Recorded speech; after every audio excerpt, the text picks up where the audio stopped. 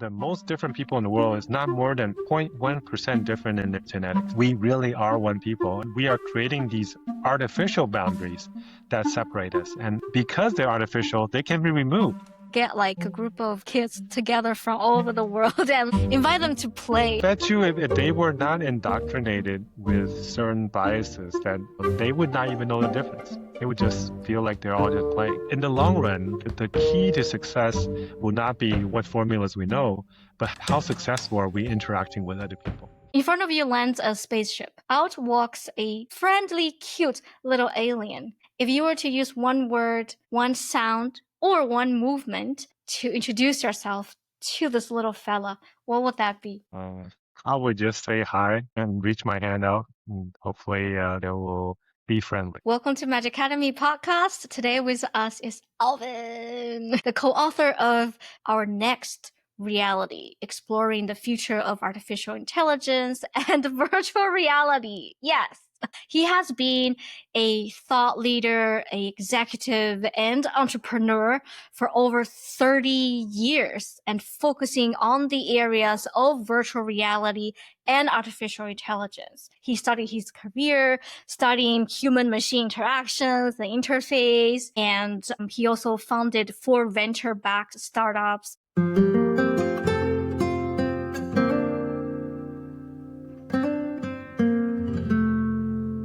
So our next reality, and what was the sparky moment where you realized it's time for me to write a book focusing on virtual reality and in the future of a potentially collectively flourishing society? Yeah, so I think this is something I've actually been wanting to write for a long time. Not just about VR, but also about how the combination of VR and AI, they come together. And we see over the last 10 years or so how both of these have really started to mature. And the pandemic actually gave me an opportunity to have some time to because I was traveling a lot less than I used to. I was usually on the road, 70, 80% of the time. And during the pandemic, I had a lot more time, in the office or at home. And so I started to think about putting this into the works. And the other thing that I thought was happening is that the changes are happening quickly, but it feels like the world is not really seeing it and it's not preparing for the changes that are coming.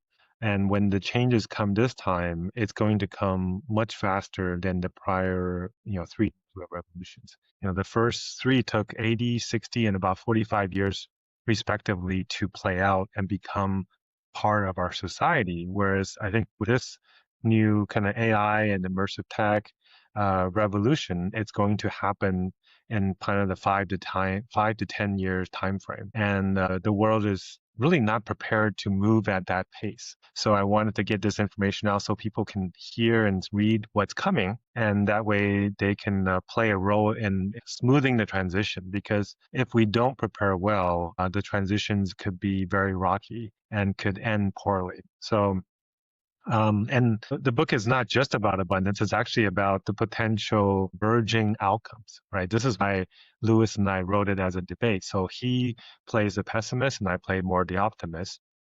And we give the 2 potential outcomes that will, arise in this world over the next 10 years.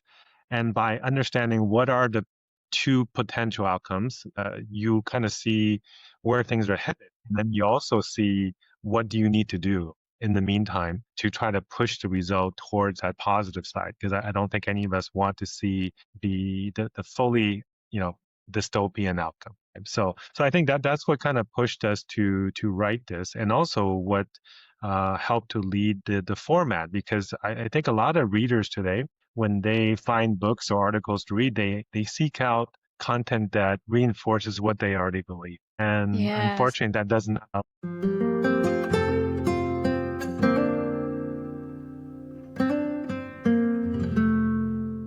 lead you to learn anything new, and it does not give you a balanced view of the world.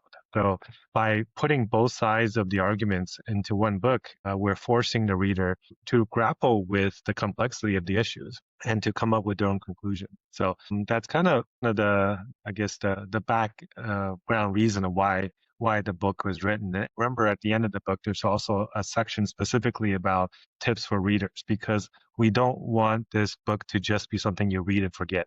We want it to be something you read and then you're motivated enough to take action. And we give you a relatively simple list of things to think about and take action on, no matter if you're a policymaker or a corporate leader or even a student, what you should be thinking about. That's great. I appreciate how when you are writing this book, it's not about just delivering all the messages out. It's about reader-centered experience. So it's like a learning experience for the readers, and you're putting a lot of handouts there, visualization, tips for the readers, and also there's a chat box on the book site where for curious readers they can just keep exploring and diving deeper and interacting and engaging with the content on a much deeper level, just beyond passively consuming.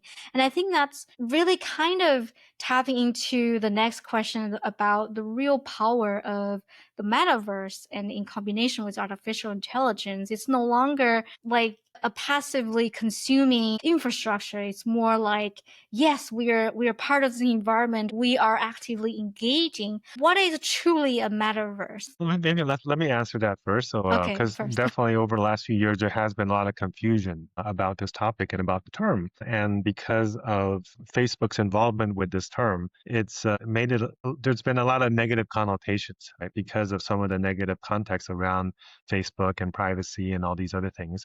There's also probably been some negative views of it because of the crypto community who have leveraged it for some maybe scams or less productive use cases for this idea. I think that the easy way to think about the term metaverse is actually not confusing. It should be something that is anybody can remember, and it is just a 3D version of the internet that we've been building. Right? So we've been spending the last 3, 4 decades building the internet, focused on 2D, on pictures, on text, on video. But we will soon move to an internet that connects everybody in the world, through hundreds of millions of virtual worlds instead of websites. Instead of apps, you essentially have worlds to go into. And that is actually the most natural way for humans to interact with technology. In the real world, we've evolved for the last 5 million years, depending on what you think, or 200,000 years of kind of more modern humans, to survive in a 3D space. And so our senses are maximized, our brains are maximized to learn and consume content and to interact naturally in that type of environment. But we've been forcing ourselves to use a 2D screen to interact digitally, which has been effective, but it is not the natural way for us to do that. So if we can move it to a 3D space, we can learn better, we can enjoy entertainment more, we can socialize in a more natural way, right? And right now I see you as a picture of a screen, but it would be so much better if I could actually be face to face across from you on a table and having a drink together. Right? That Yeah. conversation would feel more natural. And that's possible. It's possible not in the future. It's actually possible today. I mean, today, we have devices like this, like the Vision Pro, which is 600 grams. It's relatively heavy. We also have devices like this from HTC that's 200 grams. Very soon we're going to get to devices that are more like this, 39 grams or under 50 grams, that has a display, that has cameras. When these devices become part of our daily rituals, where we get up and we put this on, just like we get up and we pick up our phone or put some, turn on our computers. When that becomes our natural process of interacting with a screen on our face, we will be able to realize this whole metaverse idea. Now, this is the long-term metaverse. I think the short term, we can still have metaverse on a 2D screen, but still in a 3D space, just like we play video games. There's a lot of people who play video games who are multi-users, thousands of people in a game, or sometimes hundreds of thousands, and they are in a 3D space, but they're using their keyboards and their mice to navigate. I think that's one way to use that type of platform. And in the beginning, when the metaverse starts to form, a lot of people will actually be using it that way because those are the devices they have, are the phones, the tablets, and the PCs that they have today. But in the long run, these kind of devices are going to become, this is $1,000 now.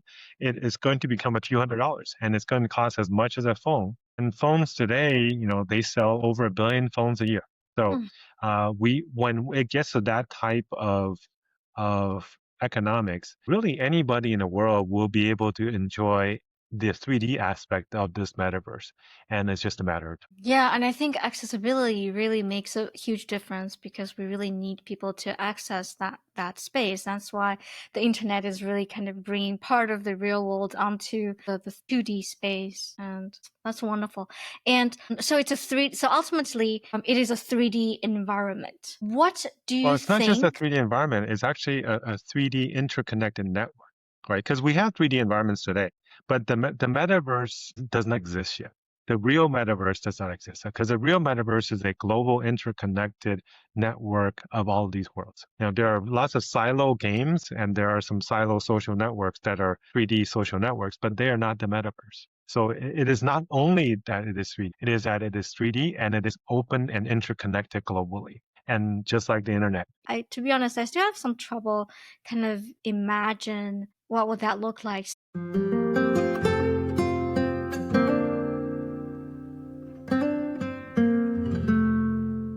So I can only draw analogies to something that I'm familiar with. So for example, I'm in this 2D world, in this 2D internet world, I type in something and I go to Google and then it shows me different websites. So are we talking that in the future, it's kind of like something like a virtual Google? Maybe we can just access that through our glasses and Yeah, then and then that will I direct think us that to the whole different virtual worlds. search engine concept actually becomes a lot less relevant when we get into that type of world. I don't know. Do you ever watch Ready Player One?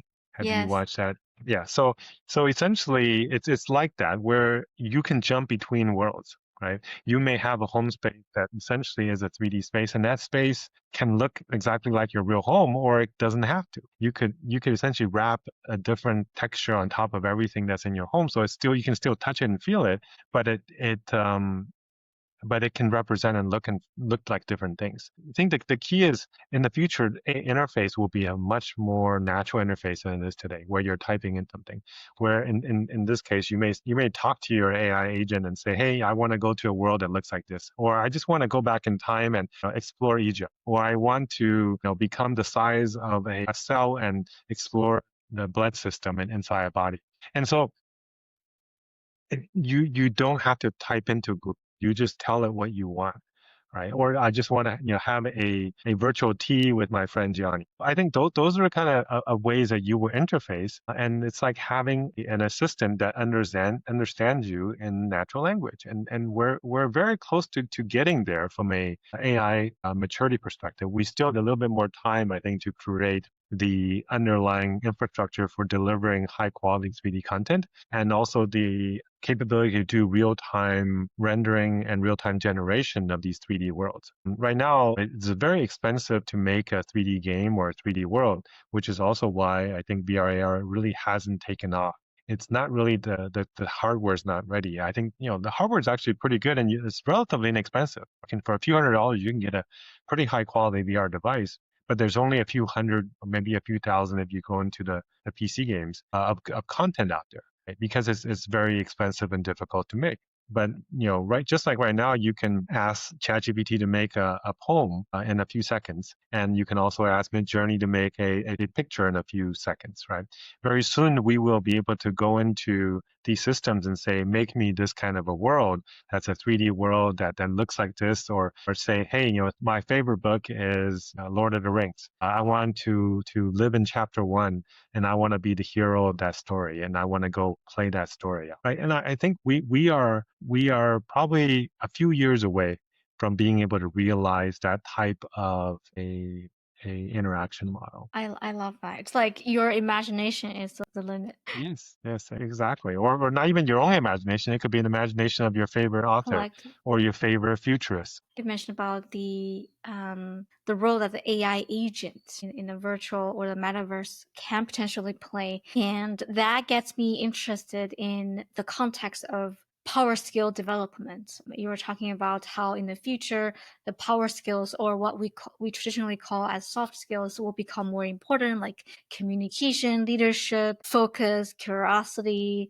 and imagination. Do you have some stories or visions to share about how AI agents can potentially play a role to help us develop stronger focus and stronger leadership and imagination? Sure. I mean, I think today, um, our current school system, our education system actually teaches the curiosity out of children.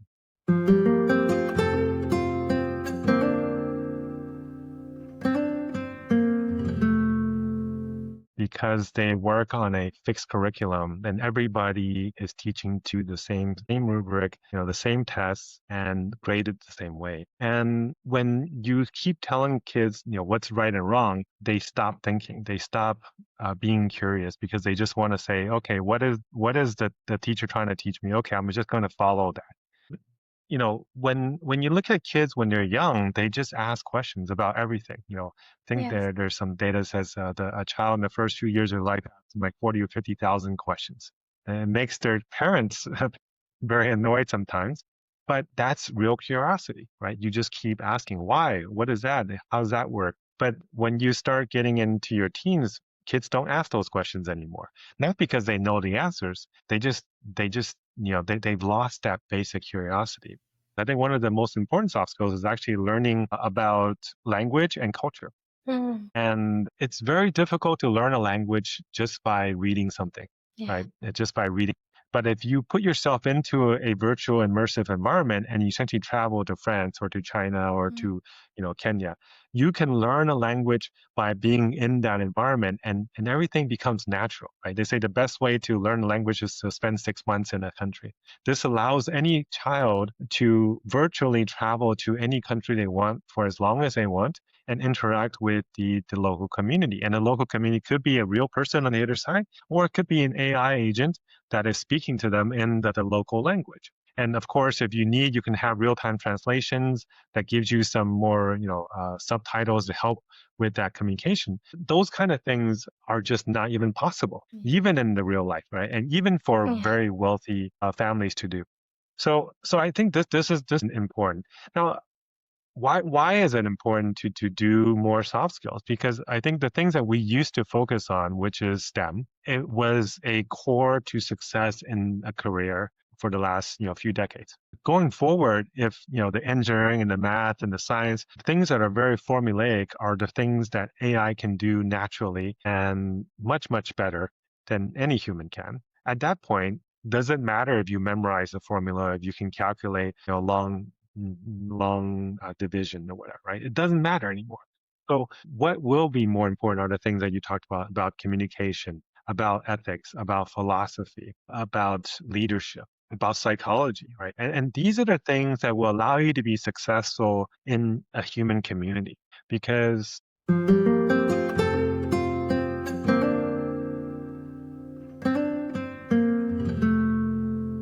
in the long run, I think that the key to success will not be what formulas we know, but how successful are we interacting with other people. Mm, And those skills, we will have a lot more time to do face-to-face interactions, not only with the people around us, but with people around the world. And when you see more people around the world, you can travel to different places, you can learn different culture, you can see different history.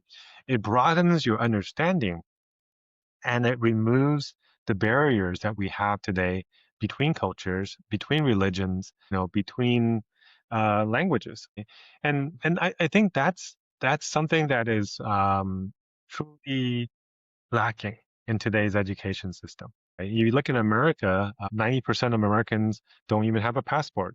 It used to be 95% didn't, and it became from 5% to 10% had because they forced you to have a passport to go to Canada and to go to Mexico.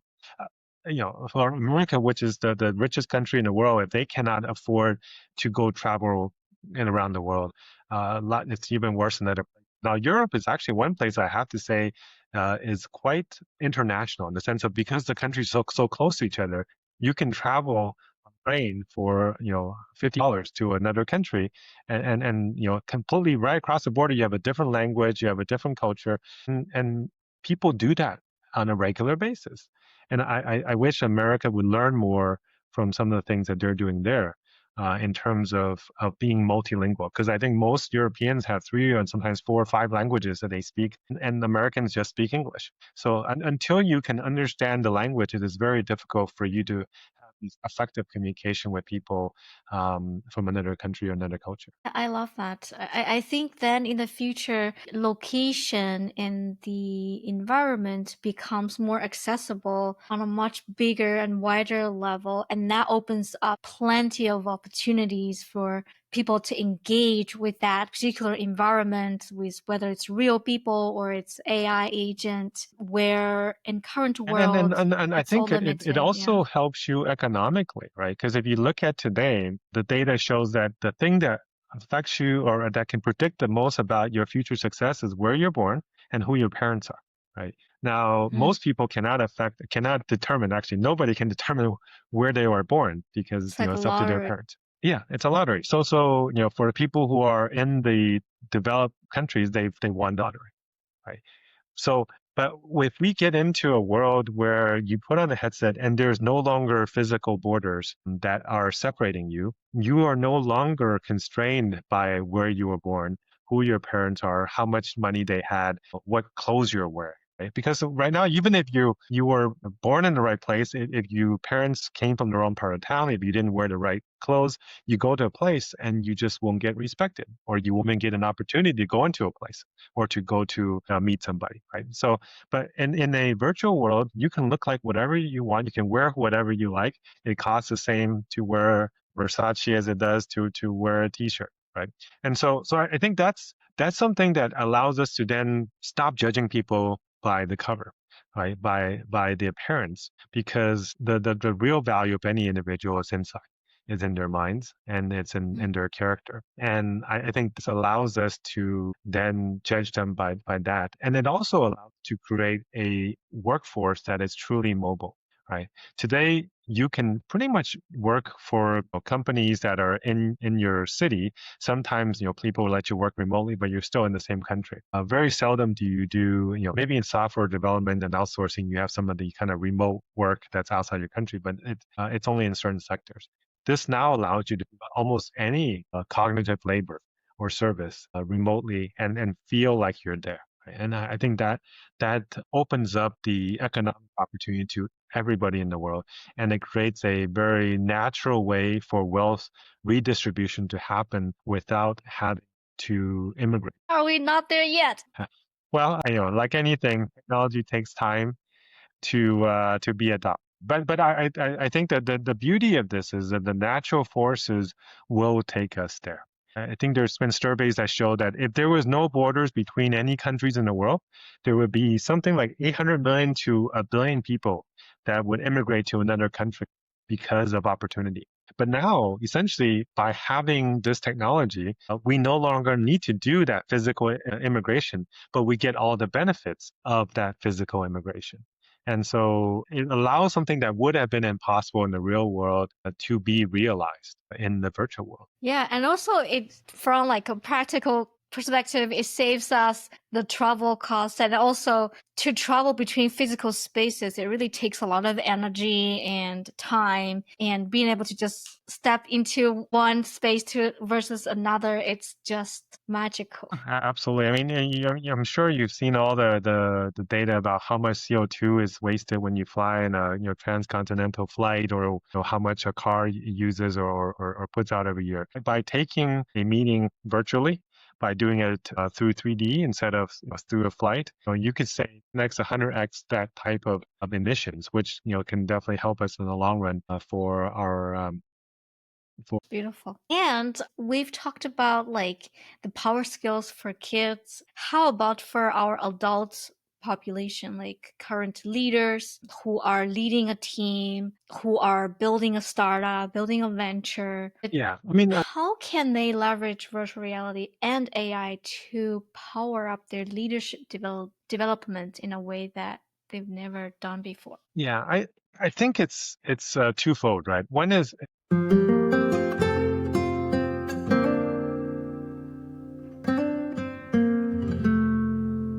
a lot of people say XR is a empathy machine, right? It allows you to step in the shoes of somebody else and appreciate what it feels like to be them.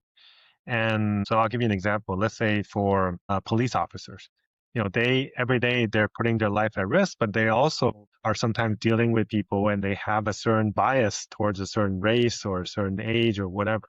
We actually have worked with the police department to create police training for using tasers. And so you're using non-lethal weapons to be able to restrain potential criminals, right? And so by putting them into that position where they're the criminal and they put this headset on and they are now being accosted by police, they are now being reacted to, it helps them to understand, oh, what it feels like when how to speak to somebody, how it affects me. And also, you can have skills training. I've actually took some of these same scenarios where they put you in a situation where somebody's just taking a candy bar out of their pocket, but because you're nervous and you have a gun in your hand, the first thing you do is shoot because you're afraid and you're nervous. But by having these type of scenarios to know, okay, how do I do this, whether or not they have a gun, and how do I work together with her so that I can use non-lethal methods, Mm. train in that way. I think that's one thing. Some people are using it for maybe uh, like sexual harassment, right? So what does it feel like to be a female, right? And to in workplace, and what type of ways would you communicate with them? And there's also what people who are doing it for customer interactions, where you have a very frantic customer that comes in is being very rude. How do you stay patient when you have that type of scenario? So there's a lot of things you can do. I think from I guess a professional and staff perspective. From leadership perspective, I think it's really about educating leaders, giving them more knowledge. Most leaders are so busy with their day-to-day work that they don't have time to really get to know their people. And they don't have time to read information beyond their industry. And a lot of the soft skills that you talk about, it takes time to go read sociology and management skills and psychology and history and philosophy and these things. And if you're busy all the time just dealing with day-to-day things, you don't have time to do that. But if you have an AI agent that now says, okay, I'm going to sort all your mails, tell you here's the 10 that you really care about, and the rest of them I will answer for you, right? Or instead of going to a meeting, you can just read the 5-minute summary because the AI did it for you, right? And so these kind of things allows you to have more free time to expand and make yourself a better leader, but it also makes you a lot more productive and a lot more informed, right? Because the issue is usually the higher you are in the company, the more shielded you are from the realities of the issues of the company. But if you have an AI agent that can look at all the meeting notes from every single meeting all the way down to the most junior staff, you'll have a much better sense of what's really happening, what are the issues, and where you need to play a role to help solve them. I love that. And will having this ability also help the organizations to be flatter and more egalitarian, and everyone kind of lead from their own Yeah, position? so Like so everyone I is think a it'll make leader it of it'll some make it sort. flatter, but it actually will probably also make the organization smaller, right? So this actually brings up the other concern a lot of people have about AI is job displacement, because if you're able to particularly for white collar work, if you're able to produce, developers today are 2 to 5x more productive with AI helping them program than they are when they themselves, right? Now, you have the same thing, even things like I think BCG, so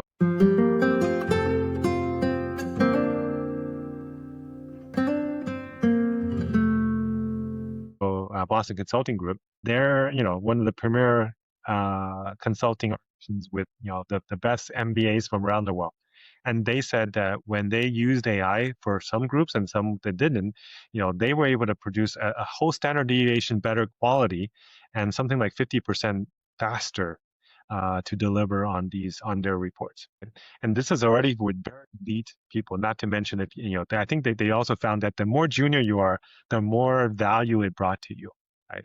So this probably means that we don't need as many people as we do today in a lot of these companies. So a lot of you have companies like Microsoft with 100 200,000 people, and if you can automate software programming, maybe a significant portion of those developers would not be needed. How do you manage that transition? Do you give people 2 days off a week, or do you 40% of your people? Right. So those are some ethical concerns that as a leader we need to think about. But maybe it's actually a good thing that now you give them 2 days off a week to go learn other things and makes them more productive, makes them healthier, gives them more time to go exercise, time to spend with their family and friends. And discover And their own today, magic. I think that's exactly right, because I think we now are overly defined by our occupation, Yes. and we really need to be thinking more longer term about what is it that our purpose in life. And I think most people are not doing the job that they feel they're most gifted to do, and they have the magic to actually execute on. They are doing the job that they think they can make the most money in. And if longer term, we have such high productivity that everyone gets UBI and universal basic income, or maybe universal high income, then we don't necessarily even have to work at all, right? We don't have to work. We don't have to work because we need an income. We would want to work because we want to be able to contribute to society. And I think that's the future I would like to see us get to if the current leaders in society and the current leaders in government provides to happen.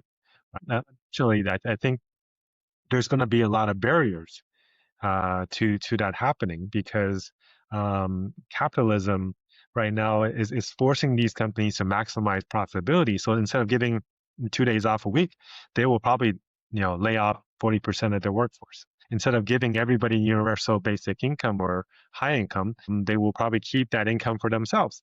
So, but I think this is where we need to make sure that our senior leaders in both corporations and governments are also educating themselves, are also reskilling themselves, so that they don't have to be afraid of losing their roles. Because at the end of the day, if they can enjoy that same benefit, if they can have essentially 1 day a week that they work and have 4 more days with their family, with their hobbies, with their interests, it's actually going to make them happier as well.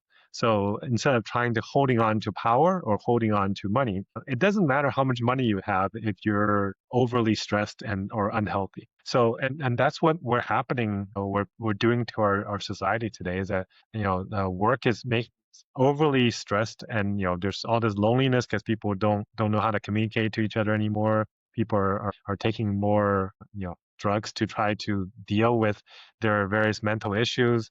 We're just we're disconnected from our families. There's so many problems that could be resolved if we spend more time doing the things that really matter.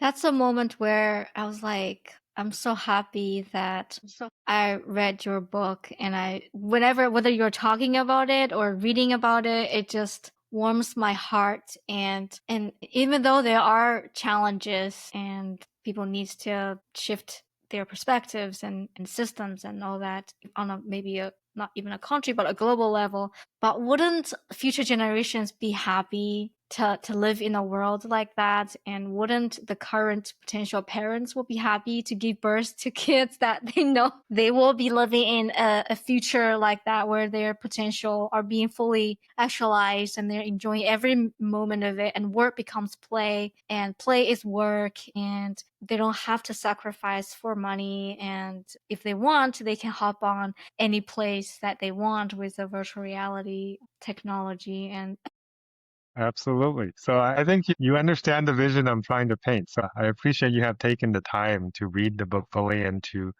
also listen to some of the other podcasts and interviews I've done, so that you know that what I'm talking about is actually coming from a sincere place. yes, and your vision is hope, is the light that I wanted to welcome into my reality and our audience's reality. And no matter how long it's gonna take let's be patient and let's put our intention toward that I think reality. let's be patient and let's welcome it. But I think we also, the important things, we also need to play a role to bring it about. Because if we let it happen, and we just say, "Oh, I'll just let it happen to me," then it may actually not, because the natural forces today, sometimes people are selfish, sometimes people are self-serving, and a lot of people in positions of power or government are trying to preserve power. And by doing the things that we just talked about, it actually, they have to be willing to give away, they have to be able to give away profits, right? And so I guess my point is, it's highly possible, and it is definitely to the benefit of our current and future generations. We cannot expect that somebody else would do it for us. We have to play an active role to both spread the message as well as do the things that are in the back of the book, because everybody can play a part. And collective efforts increases the chances of that happening and sooner. Exactly. And encouraging more people to actually open up their mind, because honestly, there's a lot of people who think they understand and they know that this technology, how, because I talked to a lot of people today that's saying, oh, we have to win this AI race, and we have to do it before China does, and we have to weaponize it so that they don't do it. And the reality is that there is no winning. There is no winning that race, because if you win this race and you think of it as a weapon that you can then use to keep another country down or another people down, whichever country gets there first, they will start cascading activities and responses from the other countries that they try to suppress. That will be negative response, that then it will only escalate the problem, and it will end in probably global war. And that's not what this technology is meant to do. It's meant to create abundance. It's meant to remove the reason for war, not to be the impetus for war. Sorry, I got a little bit.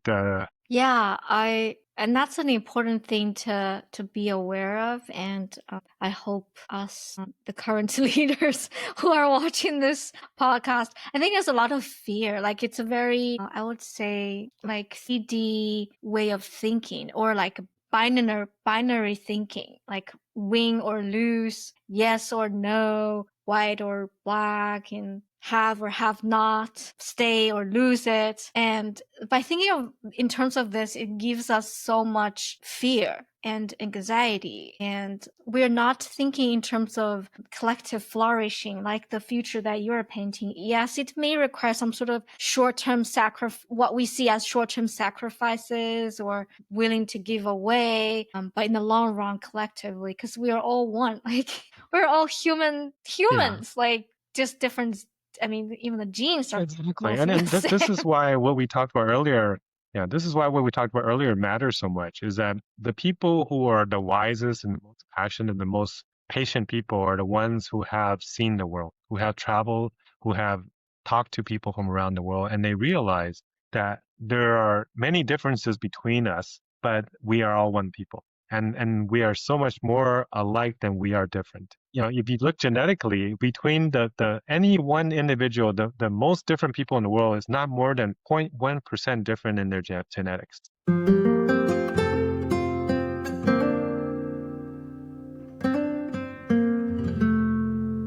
So we really are one people, and we are creating these artificial boundaries that separate us, and those things, because they're artificial, they can be removed. We don't need to create these in groups and out groups. It's a way that it's an instrument, the concept that's been did in the past to unite people so that they can fight against this other group. And usually they want to fight against this other group because they want to take the resources of this other group. Now live in a world where everybody has everything they want. Why would you send your children around the world to go fight somebody to take their oil or their land or their something, right? It doesn't make sense. There's no need to do that.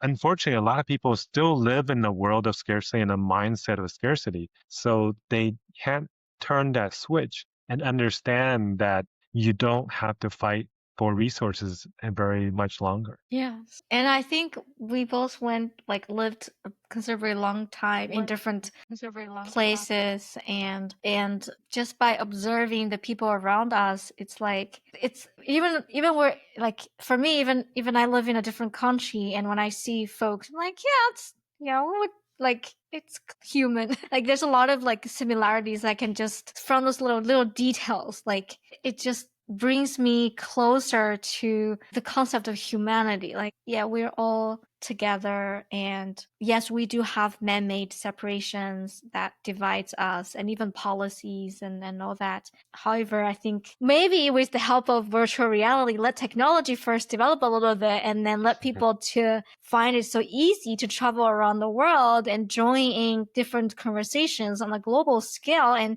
just by exposing them to the similarities that they see around the world, to empower them to understand, yeah, we're all the same. So I Yeah, guess and that's, then the first step to resolving conflict is to be able to understand the perspective of the other side. So when we have these language barriers or these cultural barriers or these physical barriers where you would never get to see each other, that first step just doesn't happen. And when that doesn't happen, there is no resolution. no, there's no, because there's no understanding, and it's not even in their mind. And what we don't see, we don't understand, and we don't even bother, and we don't even have the curiosity to. And it just perpetuates the hate that was there. And a lot of times, once you actually talk to each other, you realize that there really wasn't that much to fight about. There wasn't that much you disagreed about. Yeah, it would be interesting to get like a group of toddlers or kids together from all over the world and invite them to play, and let people I'll see. bet you if they were not indoctrinated with certain biases, that they would not even know the difference. They would just feel like they're all just playing. Yeah. Particularly if you put them into a VR environment where people can't see each other's the color of their skin or their height or whatever, and it does all translation, everybody will just feel like they're just playing. So I think our cultures have taught us to pass down biases to our children, and it doesn't need to be there. And I think this is one thing that I have to say that the AIs will be able to do better than us, because if it's trained on sufficiently broad data set, it won't be biased by any one culture or any one history, because as we know, the history is written by the victors, but then every country has their own perspectives. So train on everybody's version of history. Now you understand why things happen. How did they view this particular same event? And it allows you to take on the other person's perspectives. And I think an AI teacher or AI guide that helps you with your negotiation would be a moderator that facilitates coming to a common understanding. And the world needs more understanding, as you said earlier. Yes, more understanding through the power of, I mean, technology plays a role, and I think that's an opportunity for us to get to know each other more and go beyond our small ego and find the fascination of the bigger collective coexistence. Wonderful. Thank you, Alvin. And let's move into the magic portion of it. And before that, let me give our audience a brief recap of everything we've talked about. So we talked about Alvin's story, the founding reasons behind our next reality, like the cup that he's drinking right now, and why he structured the book in forms of a debate. So two is to provide perspectives for our readers to explore more comprehensively and holistically about this whole topic of virtual reality, metaverse, and AI. And also we've explored the possibility of leveraging virtual reality and AI agent to power up super interconnected, multicultural, multilinguistical environment where just by voicing your desire, you will be able to travel to different places of the world and experience their culture, speak their language, and hear their perspective, learn about their history and their philosophy in a much cost-effective and environmentally friendly way. We also explore the possibility of virtual reality and AI to power up power skill development, leadership development, and also this perspective taking. It's kind of the core focus of virtual reality is the what Alvin called the empathy engine. And we also talked about far into the future through our collective intentional efforts, potential sacrifices, perspective taking, and long term views and patience, we can potentially step into a future that everyone is able to see more commonality than the differences. And we can truly thrive as a whole human species, no matter where you are, what skin color you wear, how big, how tall you are, what religion that you come from, and there will be more deep collective and global empathy. So that would be a beautiful world for us to step in and our future generations to thriving as well. uh, Moving to Alvin's magic. So Alvin, what did you enjoy creating so much when you were 11 years old that time just disappeared for you? I guess probably programming. I started coding when I was probably about 9 or 10, and being able to create something from scratch and to do it without the help of other people. I think that was something that was my way to express myself. Both my parents are artists. My dad's a painter and a professor. My mom was a ballerina and also a dance teacher. But so they express themselves through their art, and given that I have limited artistic ability, I think using technology as a way to express myself was something allowed for creation in a digital realm that brought me fulfillment. Technology to you is the brushes, the paint, the canvas. It's your Exactly. art supplies. Beautiful. What role does childlike wonder play in your life, in your adventurous life? I, like I said earlier, I think today's education system takes away that wonder, takes away the curiosity. But, over the last probably 20 years or so, I've actually changed my perspective. When I was in school, I was so focused on getting good grades, and I prided myself on graduating top of my class and blah blah blah. Looking back, it really didn't matter. What the grades was. If you're in the top, 10%, you'll probably end up in the same place. But because I was trying to strive for this, being number one, I didn't do very much else outside of the school activity. After probably about 30 or so, I started to realize that I need to broaden my exposure and started to read much more broadly. The more I read, the more I realized I didn't know. I mean, that's kind of a cliche. But then the more I learned, the more enjoyment I got from learning. So I think that's the part that I wish a lot of people would realize earlier. And I think they would be glad that they made a change of priority from improving test scores to improving actual learning, to broaden their information and understanding beyond their sector of industry. That's kind of my perspective. And then I try to have taught that to my kids and get them to learn beyond their specific curriculum, because I think that'll make them a much more fuller human long run. Beautiful. A holistic, increase the depth and width of what we call life through reading and learning. It's great. What do you think is your magic?